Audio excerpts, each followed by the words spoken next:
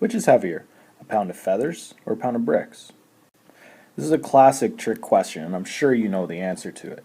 They each weigh a pound, and so they are the same weight. But there is something different about a pound of feathers and a pound of bricks. A pound of feathers will take up much more space than a pound of bricks. But why is that?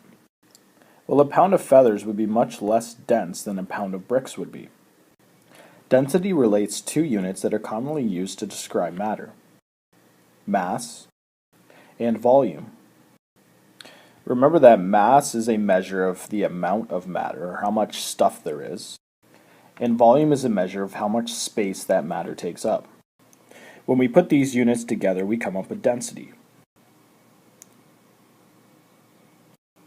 And so density is the amount of matter per unit of volume. And we could calculate density using the following equation. Density is equal to the mass of an object divided by its volume.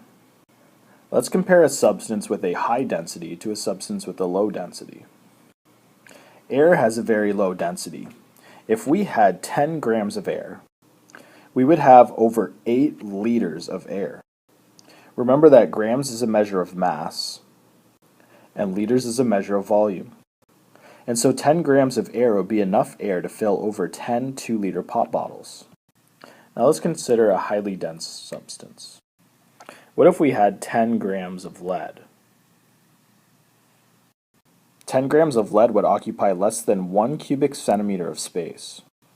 Just a side note, when we're working with solids, we usually use centimeters cubed as a unit for volume instead of milliliters.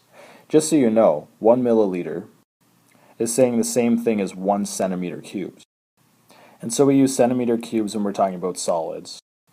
And we use millimeters when we're talking about liquids and gases.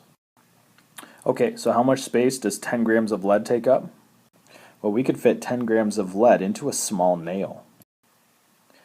Here we have the exact same mass as the 10 grams of air, and yet it's taking up much less space. And so we could say that lead is much more dense than air.